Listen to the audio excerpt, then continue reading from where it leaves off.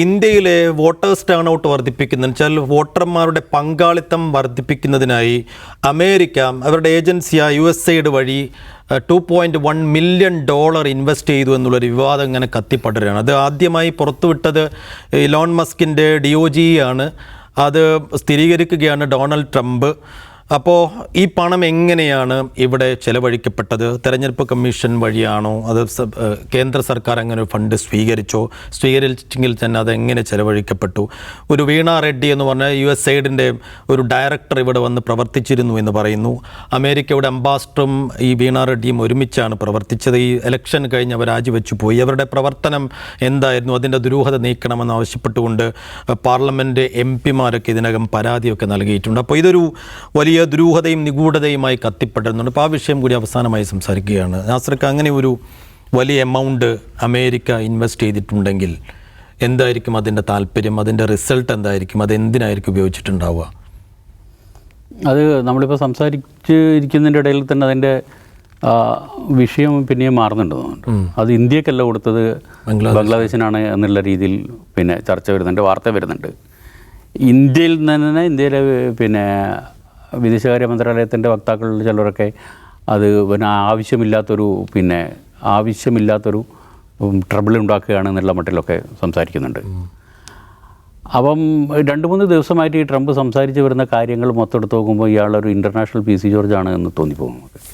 ഇതിനേക്കാൾ വലിയ തമാശ മൂപ്പര് പിന്നെ ഗസയുടെ കാര്യത്തിൽ പറഞ്ഞത് എന്താ വെച്ചാൽ, മറ്റേ ഇതല്ല, ഗസ മൂപ്പര് ഞാനും കൊണ്ട് എടുക്കുകയാണ് എന്നുള്ള അതല്ല, ഗസ ഞാൻ എടുക്കും പിന്നെ എന്നിട്ട് അവരെ ഒഴിപ്പിച്ചു വിടും എന്ന് പറഞ്ഞിട്ട് അവസാനം ഇപ്പം ഇന്നലെ മാറിയ ആ സംഭവമാണ് സേഫ് ഉദ്ദേശിച്ച്. അതല്ല, 50 ബില്യൺ എന്ന് പറഞ്ഞാൽ എത്രയായിരിക്കും വരിക? 1 ബില്യൺ 100 കോടി. 50 ബില്യൺ ഗർഭനിരോധന ഉറകൾ ഗസയ്ക്ക് വേണ്ടി കൊടുത്തു എന്നുള്ള വെളിപ്പെടുത്തലുണ്ടായി.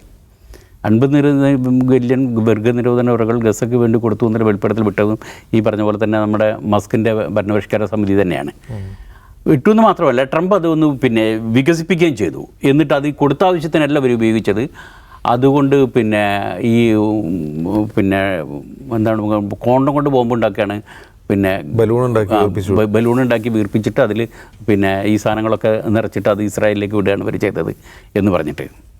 അതിപ്പം ഏറ്റവും അവസാനം റോയിട്ടേഴ്സ് പോലുള്ള ഏജൻസികളൊക്കെ പറയുന്നത് അത് ഇവിടെയല്ല, അത് പിന്നെ ഈ മൊസാംബിക്കിൽ ഉള്ള ഗസ GASSA എന്ന് തന്നെ എഴുതുന്ന ഒരു പ്രവിശ്യയിലേക്ക്, മൊസാംബിക്കിലടക്കമുള്ള സ്ഥലങ്ങളിലേക്ക്, ഇപ്പോൾ മൊസാംബിക്കിലെ ഗസ അടക്കണം, മൊസാംബിക്കിലെ 2 പ്രവിശ്യകളടക്കമുള്ള സ്ഥലങ്ങളിലേക്ക് അമേരിക്കൻ ഈ പറയുന്ന USAIDൻ്റെ ഏജൻസികൾ നൽകിയിരുന്ന ഈ പിന്നെ എന്താണ് പറയുക പ്രത്യുൽപാദന ആരോഗ്യം മെച്ചപ്പെടുത്താൻ വേണ്ടിയിട്ട് കൊടുത്തിരുന്ന ഇതിൻ്റെ ഭാഗമായിട്ട് ആ ഗസക്കാണ് കൊടുത്തിരുന്നത്, ഇങ്ങോട്ടല്ല എന്ന് പറഞ്ഞിട്ടുണ്ട്. ഇത് രണ്ടും ഏതാണ്ട് ഒരേ സമയത്ത് തന്നെ, എന്താ പറയുക ഒരേ സമയത്താണല്ലോ നമ്മളുടെ പിന്നെ എലോൺ മസ്കിൻ്റെ ഇവരിങ്ങനെ റിപ്പോർട്ട് പുറത്തുകൊണ്ട് കൊടുത്തത്. എലോൺ മസ്കിൻ്റെ കമ്മിറ്റിക്കുള്ളൊരു നിസ്സഹായാവസ്ഥ കൂടി മനസ്സിലാക്കണം. അവർ പിന്നെ ആദ്യം അവിടുത്തെ ഉദ്യോഗസ്ഥരെ നന്നാക്കാൻ നോക്കി, ഉദ്യോഗസ്ഥരുടെ എണ്ണം കുറക്കാൻ വരെ നോക്കി. അവസാനം സുപ്രീം കോടതി തന്നെ പറഞ്ഞു പിന്നെ ഗവൺമെൻറ് ഉദ്യോഗസ്ഥരെ പിന്നെ എന്താണ് പറയുക പുറത്താക്കാനും ഗവൺമെൻറ് ഉദ്യോഗസ്ഥരെ നിയന്ത്രിക്കാനൊന്നും എലോൺ മസ്കിൻ്റെ ഗവൺമെൻറ്റിൻ്റെ തീരുമാനങ്ങളിൽ കൈകടത്താനോ ഗവൺമെൻറ് ഉദ്യോഗസ്ഥരെ നിയന്ത്രിക്കാനൊന്നും എലോൺ മസ്കിൻ്റെ ഈ പറയുന്ന ഡിപ്പാർട്ട്മെൻറ്റിന് പിന്നെ അവകാശമില്ല എന്ന് സുപ്രീം കോടതി തന്നെ പറഞ്ഞ ശേഷം ആണ് ഇപ്പം അവിടുത്തെ പരിഷ്കാരം നിർത്തിയിട്ട് മൊത്തത്തിൽ ലോകത്ത് മുഴുവൻ പരിഷ്കരിച്ചുകൊണ്ടിരിക്കുകയാണെന്ന് തോന്നുന്നുണ്ട്. അങ്ങനെ ഈ ഇന്ത്യയിലത്തെ കഥ ഈ കാര്യത്തിൽ ഭയങ്കരമായ തമാശയുണ്ട്. ഇന്ത്യയിലെ പിന്നെ തെരഞ്ഞെടുപ്പുകളിൽ ഇടപെടാൻ വേണ്ടിയിട്ട്, ഒരു അർത്ഥത്തിൽ പറഞ്ഞാൽ തെരഞ്ഞെടുപ്പുകളിൽ ഇടപെടാൻ വേണ്ടിയിട്ട് എന്ന് തന്നെ പറയാൻ പറ്റും. കാരണം എന്താ വെച്ചാൽ പിന്നെ വോട്ടേഴ്സ് ടേൺ ഔട്ട് കൂട്ടാൻ വേണ്ടിയിട്ട് എന്നാണ് പറഞ്ഞത് അല്ലേ? വോട്ടേഴ്സ് ടേൺ ഔട്ട് കൂട്ടാൻ വേണ്ടിയിട്ട് ഇവിടെ ഇത്രയും പൈസ ചിലവാക്കി എന്ന് പറഞ്ഞു എന്നതിന് പുറമെ നമ്മുടെ രാഷ്ട്രീയത്തിലൊക്കെ, നമ്മുടെ ഇന്ത്യൻ രാഷ്ട്രീയത്തിലെ പിന്നെ ഇത് വെച്ചിട്ട് ഈ സംഗതി സത്യമാണോ സത്യമല്ലയോ എന്ന് തെളിയുന്നതിന് മുമ്പ് തന്നെ കോൺഗ്രസും BJPയും തമ്മിൽ അങ്ങോട്ടും ഇങ്ങോട്ടും ആരോപണം തുടങ്ങി. അത് പിന്നെ BJPനെ അധികാരത്തിൽ കൊണ്ടുവരാൻ വേണ്ടിയിട്ടാണ് പൈസ ചിലവാക്കിയതെന്ന് കോൺഗ്രസും, അതേസമയത്ത് BJPയെ അധികാരത്തിൽ നിന്ന് ഇറക്കാൻ വേണ്ടിയിട്ട് കോൺഗ്രസിനാണ് പൈസ കൊടുത്തതെന്ന് BJPയും തിരിച്ച് ഇവരും തമ്മിൽ ആരോപണ പ്രത്യാരോപണങ്ങൾ ഉഷാറാക്കിക്കൊണ്ടിരിക്കുകയാണ്. ഇപ്പം അത് ഇവിടത്തേക്കല്ല അത് പിന്നെ ആ പൈസ മുഴുവനും ചിലവാക്കിയിട്ടുള്ളത്. 2008 ശേഷം ഇന്ത്യയിൽ അങ്ങനത്തെ ഒരു പിന്നെ അത്തരത്തിലുള്ളൊരു പൈസ അല്ലെങ്കിൽ USAIDൻ്റെ പേരിൽ അത്തരത്തിലുള്ള ഒരു ഫണ്ട് തന്നെ ഇന്ത്യയിലേക്ക് 2008 ശേഷം വന്നിട്ടില്ല. 2008 ശേഷം ഈ ഫണ്ട് വന്നത് ബംഗ്ലാദേശിലാണ് എന്ന് പറഞ്ഞിട്ടുള്ള വെളിപ്പെടുത്തലും കൂടെ ഉണ്ടായി വന്നിട്ടുള്ളത്. അപ്പോൾ ഇത് ആകെ മൊത്തം പിന്നെ എന്താണ് ഈ ട്രംപ് വന്നതിന് ശേഷം ഉള്ള അമേരിക്കൻ പൊളിറ്റിക്സ് അല്ല, അമേരിക്കൻ പൊളിറ്റിക്സ് എന്ന് പറഞ്ഞുകൂടാ, ഈ അമേരിക്കൻ ഭരണകൂടം, അമേരിക്ക എന്ന് പറയുന്ന ഒരു സാധനം ഒരു വലിയ തമാശയാണ് എന്ന് തോന്നുന്ന തരത്തിലേക്ക് മാറുമ്പോൾ അതിൻ്റെ ബാക്കി തമാശകൾ ഇങ്ങോട്ടൊക്കെ അടിക്കുകയാണോ സാധനം? ജിംസ്ക, അങ്ങനെ ഒരു ഇത്രയും വലിയൊരു $1 മില്യൺ തെരഞ്ഞെടുപ്പിൽ ഇടപെടുന്നതിന് വേണ്ടി അമേരിക്ക ഇൻവെസ്റ്റ് ചെയ്തിട്ടുണ്ടെങ്കിൽ ഇതിന് മുമ്പേ തന്നെ അത് വാർത്തയാവേണ്ടതായിരുന്നില്ലേ? അങ്ങനെ പൈസ കൊടുക്കാൻ പറ്റും സേവ്? ചുമ്മാ വെറുതെ ഒന്ന് ആലോചിച്ചാൽ പോരെ. ഇപ്പോൾ അമേരിക്ക വിചാരിക്കണം ഇന്ത്യയിൽ കോൺഗ്രസിനെ മാറ്റി BJP കൊണ്ടുവരിക, അല്ലെങ്കിൽ BJP മാറ്റി കോൺഗ്രസിനെ കൊണ്ടുവരിക എന്നുള്ള അമേരിക്കയുടെ താല്പര്യമാണ്. അങ്ങനെ പണം കൊടുത്ത് ഈ ജനഹിതം അട്ടിമറിക്കാം എന്ന് അമേരിക്ക തീരുമാനിച്ചാൽ അങ്ങനെ ചുമ്മാ നടക്കാൻ മാത്രം ദുർബലമായ ഒരു ഏകാധിപത്യ രാജ്യമല്ല ഇന്ത്യ. ഇന്ത്യയിൽ ഇപ്പോഴും പല പ്രശ്നങ്ങളുണ്ട്. ഇന്ത്യയിൽ ഫ്ലറിഷ് ചെയ്യപ്പെട്ട ഒരു ഡെമോക്രാറ്റിക് സിസ്റ്റം ഉണ്ട്, അതിൻ്റേതായ ട്രാൻസ്പെറൻസി ഉണ്ട്. ഇപ്പോൾ ഒരു ഉദാഹരണത്തിന് ഇപ്പോൾ USAID എന്ന് പറയുന്നത് റിയൽ ആയിട്ടുള്ളൊരു ഫണ്ടാണ്. അവർ ലോകത്ത് പല രാജ്യങ്ങളിലും ഹെൽത്ത് കെയർ, എഡ്യൂക്കേഷൻ, മറ്റ് സോഷ്യൽ ഇൻഫ്രാസ്ട്രക്ചർ അങ്ങനെയൊക്കെ പറഞ്ഞ് പല രീതിയിൽ ഫണ്ട് ചെലവഴിക്കുന്നുണ്ട്. അതൊക്കെ വെറുതെ കൊണ്ടുപോയി ഇന്നാ പിടിച്ചോ മോദി 2 ലക്ഷം എന്ന് പറഞ്ഞ് കൊടുക്കുകയല്ല. അത് അവിടുത്തെ എംബസി വഴി രജിസ്റ്റർ ചെയ്യപ്പെട്ട NGOകൾക്കാണ് വിതരണം ചെയ്യുന്നത്. ആ NGOകളെ അതത് രാജ്യങ്ങളിലെ സർക്കാർ നിരീക്ഷിക്കുന്നുണ്ട്. ഇപ്പോൾ USAIDൻ്റെ ഫണ്ട് സ്വീകരിക്കുന്ന ധാരാളം NGOകൾ ഇന്ത്യയിലുണ്ട്, ചെറിയ ചെറിയ NGOകൾ ഇന്ത്യയിലുണ്ട്. അപ്പോൾ അത്തരം NGOകൾ ഏത് മേഖലയിലാണ് ചിലവഴിക്കുന്നത് സർക്കാർ നിരീക്ഷിച്ചുകൊണ്ടിരിക്കുകയാണ്. അത് ഇപ്പോൾ നമ്മുടെ രാജ്യത്തിൻ്റെ വിദ്യാഭ്യാസ ബജറ്റ് എത്രയാണ്, ആരോഗ്യ ബജറ്റ് എത്രയാണ്, അതിൻ്റെയൊക്കെ വളരെ ഒരു ശതമാനമാണ്. അത് നല്ല തുകയാണ്, അത് ചെറിയ തുകയാണെന്ന് പറയല്ല, അതിനൊരു ശതമാനമാണ്. അതുകൂടി കൂട്ടിയാണ് നമ്മുടെ ഈ പദ്ധതികളൊക്കെ നടപ്പാക്കുകയും ചെയ്യുന്നത്. അപ്പോൾ NGOകൾ ചെയ്യുന്നത് എന്താണ് നമ്മുടെ രാജ്യം നിരീക്ഷിച്ചുകൊണ്ടിരിക്കുകയാണ്. എന്ന് മാത്രമല്ല, ഇനി മോദി സർക്കാരിനെ സംബന്ധിച്ചാണ്, കഴിഞ്ഞ 2014 മുതൽ അവരാണല്ലോ ഭരിക്കുന്നത്, മോദി സർക്കാരിനെ സംബന്ധിച്ചാണ് NGOകൾ ഒരു കണ്ണിക്കടിയാണ്. അത് ഈ സർക്കാരിന് അനുകൂലമായ NGOകളെ മാത്രമേ, ഈ സർക്കാരിന് അനുകൂലമായി പ്രവർത്തിക്കുന്ന NGOകളെ മാത്രമേ പ്രവർത്തിക്കാനും വിദേശ ഫണ്ട് സ്വീകരിക്കാനും ഈ മോദി സർക്കാർ അനുവദിക്കുന്നുള്ളൂ. ഉദാഹരണത്തിന് മറ്റേ ഹ്യൂമൻ റൈറ്റ്സ് വാച്ച്, അതുപോലെ ആംനസ്റ്റി ഇൻ്റർനാഷണലൊക്കെ പൂട്ടിക്കെട്ടി പോകേണ്ട വന്നു. കാരണം മനുഷ്യാവകാശത്തെക്കുറിച്ച് സംസാരിക്കുന്ന NGOകളുണ്ടെങ്കിൽ അത് സർക്കാരിനെതിരായിരിക്കും, അതുകൊണ്ട് അവർ മിണ്ടണ്ട, അവർ ഫണ്ട് വാങ്ങണ്ട എന്നുള്ളതാണ് സർക്കാരിൻ്റെ ലൈൻ. ഇനി ഈ ഫണ്ട് വന്നത് ഇന്ത്യക്കാണെന്നുള്ളത് അത് ട്രംപിന് പറ്റിയ അബദ്ധമാണ്. ട്രംപിനല്ല, മസ്കിന് തന്നെ പറ്റിയ അബദ്ധം. മസ്ക് പറയുന്നത് ഇന്ത്യക്കാണ് കൊടുക്കുന്നതെന്ന് പറഞ്ഞു, പുള്ളി അത് എടുത്തങ്ങ് കാച്ചിയതാണ്.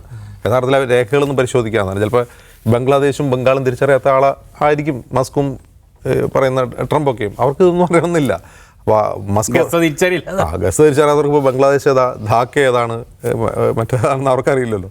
അപ്പോൾ അങ്ങനെ പറഞ്ഞതാണ്. യഥാർത്ഥത്തിൽ ഈ ബംഗ്ലാദേശിൽ പണം ചെലവഴിച്ചിട്ടുണ്ട്. ബംഗ്ലാദേശിലെ പ്രശ്നം എന്ന് വെച്ചാൽ അത് ഷെയ്ഖ് ഹസീനെ താഴെ ഇറക്കാൻ വേണ്ടിയൊന്നുമല്ല.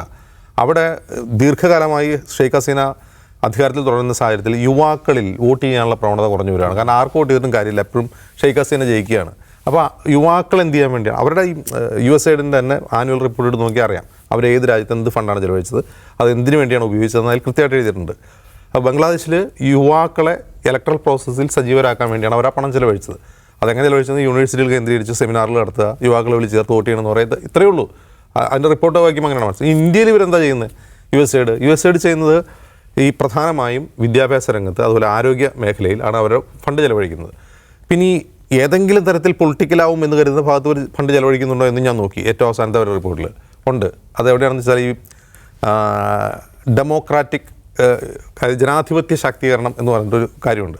അത് ചെലവഴിക്കുന്നത് ഇന്ത്യക്കാർക്ക് വേണ്ടിയല്ല, അത് ചെലവഴിക്കുന്നത്, ആ ഫണ്ട് ചെലവഴിക്കുന്നത് പ്രധാനമായും ടിബറ്റ് അഭയാർത്ഥികൾക്ക് വേണ്ടിയാണ്. കാരണം ഇന്ത്യയിൽ ഈ ഒരു അഡ്മിനിസ്ട്രേഷൻ ഇൻ എക്സൈൽ എന്ന് പറയാവുന്ന ടിബറ്റിൻ്റെ ഒരു ഭരണകൂടമുണ്ട്. അത് ധർമ്മശാല കേന്ദ്രീകരിച്ച് പ്രവർത്തിക്കുന്നുണ്ട്. അത് ടിബറ്റ് എന്ന രാജ്യം ഇന്ത്യയിൽ പ്രവർത്തിക്കുകയാണ്. അതിനൊരു പാർലമെൻറ്റുണ്ട്, അതിനകത്ത് തിരഞ്ഞെടുപ്പ് നടക്കുന്നുണ്ട്. അവരെ എംപവർ ചെയ്യാൻ വേണ്ടിയാണ് ഒരു പൈസ ഉപയോഗിക്കുന്നത്. അല്ലെങ്കിൽ ഇന്ത്യക്കാരുടെ ജനാധിപത്യം വർദ്ധിപ്പിക്കാൻ വേണ്ടി അമേരിക്ക അല്ലെങ്കിൽ USAID ഒരു പൈസയും ഉപയോഗിക്കുന്നില്ല. ഇതാണ് യാഥാർത്ഥ്യം. അപ്പോൾ ഈ ട്രംപ് ഇങ്ങനെ ഒരു കള്ളം പറഞ്ഞു, ട്രംപ് എന്തോ പറഞ്ഞു, അത് കേട്ട് ഇവിടുന്ന് BJP ആരോപണം ഉന്നയിച്ചാൽ അത് കോൺഗ്രസ്സാണ് കാശ് വാങ്ങുന്നത്. പവൻ എന്ന അയാളുടെ ഒരു പേരുണ്ടല്ലോ, ഈ പവൻ ഖേഡയും അതിൽ അമിത് മാളവിയ, BJPയുടെ ഒരു അമിത് മാളവിയ, അയാൾ പറയുന്നത് ജോർജ് സോറോസും USAIDും ചേർന്നിട്ട് കൊടുത്ത കാശ് മൊത്തം കോൺഗ്രസ്സാണ്. ജോർജ് സോറോസ് എന്താണ്, USAID എന്താണെന്ന് പോലും അയാൾക്കറിയില്ല. ജോർജ് സോറോസ് അമേരിക്കയുടെ കാശെടുത്തല്ല ചെലവഴിക്കുന്നത്, അയാളുടെ പോക്കറ്റിൽ നിന്നെടുത്താണ് ചെലവഴിക്കുന്നത്. അയാൾ ലോകം മുഴുവൻ ജനാധിപത്യ ശാക്തീകരണത്തിന് വേണ്ടി വ്യത്യസ്ത NGOകൾക്ക് പണം കൊടുക്കുന്നുണ്ട്. അത് ശരി തന്നെയാണ്. അയാളുടെ ഫണ്ട് ഇവിടെ കിട്ടുന്നുണ്ടോ എന്ന് ഈ കഴിഞ്ഞ 10-15 വർഷമായിട്ട് ഇവിടെ ഭരിച്ചുകൊണ്ടിരിക്കുന്ന BJP നോക്കിക്കൂടെ? സോറോസ് ഇവിടെ ആർക്കെങ്കിലും കാശ് കൊടുക്കുന്നുണ്ടോ എന്ന് നോക്കാനുള്ള സംവിധാനം ഇവിടെ ഇല്ലേ?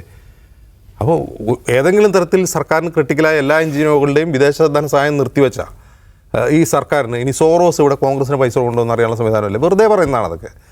അപ്പോൾ ഈ പവൻഖേട തിരിച്ചെന്തോ പറഞ്ഞപ്പോൾ അവർ പറയാം ഇപ്പോഴല്ല പൈസ കൊടുത്തത് USAID 2012 പൈസ കൊടുത്തതാണ്. 2012 എന്തിനാണ് പൈസ കൊടുക്കുന്നത്? കോൺഗ്രസിന് താഴെ ഇറക്കി BJP കൊണ്ടുവരാനാണ്. അങ്ങനെ ഒരു കോമൺ സെൻസ് ഇല്ല. അപ്പോൾ ഇവർ എന്തെങ്കിലും പറയുമ്പോൾ അതനുസരിച്ച് ഗോൾ പോസ്റ്റ് മാറ്റുമാണ്. യഥാർത്ഥത്തിലെ പ്രശ്നം USAID ഈ ഫണ്ട് അവസാനിപ്പിക്കുന്നു എന്നുള്ളത് സത്യമാണ്. അവർ ഇന്ത്യക്ക് വേണ്ടി മാത്രമല്ല ലോകം മുഴുവൻ അത് നിർത്താൻ പോവാണ്. അത് ബാധിക്കുന്ന ഒരുപാട് രാജ്യങ്ങളുണ്ട്, ഇന്ത്യ ഉൾപ്പെടെ. ഇപ്പോൾ ഇന്ത്യയിൽ തന്നെ ഇപ്പോൾ ഉത്തരേന്ത്യയിലെ പല സ്ഥലങ്ങളിലും ഈ NGOകളുടെ പ്രവർത്തനം കൊണ്ട് ഒരുപാട് ഗുണങ്ങൾ നമ്മുടെ രാജ്യത്തുണ്ടാകുന്നുണ്ട്. സർക്കാരിനെ കൊണ്ട് മാത്രമല്ല NGOകളെ കൊണ്ടും കൂടിയാണ് രാജ്യത്ത് വികസനവും അടിസ്ഥാന സൗകര്യവും ഉണ്ടാകുന്നത് കൂടി ഒരു യാഥാർത്ഥ്യമാണ്. ഇതിനേക്കാൾ ഇന്ത്യയേക്കാൾ അർഹരായ ധാരാളം ആളുകൾ മറ്റ് രാജ്യങ്ങളിലുമുണ്ട്. അതെല്ലാം നിന്നു പോകുന്നുള്ളതാണ് ഒരു പ്രശ്നം. മറ്റൊരു പ്രധാനപ്പെട്ട കാര്യം, ഈ USAID നിർത്തുന്നു, അതുപോലെ ഇന്ത്യയിലേക്ക് ഫണ്ട് പോകുന്നു, 21 മില്യൺ കൊടുത്തു എന്ന് പറഞ്ഞിട്ടുള്ള ട്രംപിൻ്റെ പ്രസംഗം ഒന്നുകൂടി കേൾക്കണം. അതിൽ അദ്ദേഹം ഒരു കാര്യം പറയുന്നുണ്ട്, എന്തിനാണ് ഇന്ത്യക്ക് കാശ് കൊടുക്കുന്നത്? അവർക്കൊക്കെ ഇഷ്ടം പോലെ പൈസയുണ്ട്. ഭയങ്കര ടാക്സിങ് ആണ് അവിടെ. ലോകത്തെ ഏറ്റവും കൂടുതൽ ടാക്സ് പിരിക്കുന്ന രാജ്യമാണ് ഇന്ത്യ. അവർ ഭയങ്കര കാശ് അവരില്ല, നമ്മുടെ പൈസയൊന്നും അവർക്ക് കൊടുക്കേണ്ട ആവശ്യമില്ല. അതായത് ഇന്ത്യ ഒരു പ്രധാനമന്ത്രി ട്രംപിനെ പോയി കണ്ട് തിരിച്ചു വന്ന് പിറ്റേ ദിവസം പറയണത് ഇന്ത്യക്ക് കാശ് കൊണ്ട് ആവശ്യമില്ല, ഇന്ത്യക്ക് ഭയങ്കര കാശുകാരാണെന്നാണ് അമേരിക്കൻ പ്രസിഡന്റ് ട്രംപിൻ്റെ വാദം. അപ്പോൾ ഇന്ത്യയെക്കുറിച്ചുള്ള ലോകത്തെ ഏറ്റവും വലിയ ശക്തിയുള്ള ജനാധിപത്യ രാജ്യത്തിൻ്റെ ഭരണത്തലവൻ്റെ അഭിപ്രായം അങ്ങനെയാണ്. അങ്ങനെ ഒരാളാണ് അമേരിക്ക ഭരിക്കുന്നത് എന്നതൊക്കെ നമുക്ക് ആശങ്ക ഉണർത്തുന്ന കാര്യമാണ്. പിന്നെ ഇത് അങ്ങനെ പോയി നമ്മൾ പിന്നെയും തിരിച്ച് 1957 1989 തന്നെ എത്തും. ഇവിടെ 1957 അധികാരത്തിൽ വന്ന് പിന്നെ EMS ഗവൺമെൻറ്റിനെ അട്ടിമറിക്കാൻ വേണ്ടി വിമോചന സമരം നടന്ന ശേഷം പിന്നെ ഇവിടെ വന്ന സിദ്ധാന്തങ്ങൾ CIAൻ്റെ പൈസ വാങ്ങിയിട്ടാണ് കോൺഗ്രസ് സമരം നടത്തിയെന്നായിരുന്നു. അങ്ങനെയാണെങ്കിൽ ആദ്യമായിട്ട് രാഷ്ട്രീയത്തിൽ ഇടപെടാൻ പൈസ കിട്ടിയ ആൾക്കാർ നമ്മളാ കേരളക്കാർ. എന്തായാലും ഈ 2.1 മില്യൻ്റെ കാര്യം പറഞ്ഞത് ഈ മസ്കും ട്രംപും ആണെന്നുള്ളത് കൊണ്ട് അത് പൂർണ്ണമായും വിശ്വാസത്തിലെടുക്കാൻ ഇപ്പോഴും ആയിട്ടില്ല. പക്ഷെ അതിന് മുമ്പേ രാജ്യത്ത് ആരോപണ പ്രത്യാരോപണങ്ങൾ കോൺഗ്രസിനിടയിലും കോൺഗ്രസ് BJP വാക്പോര് തുടരുകയാണ്. ഇവിടം വരെ പോകുമെന്ന് കാത്തിരുന്ന് കാണാം.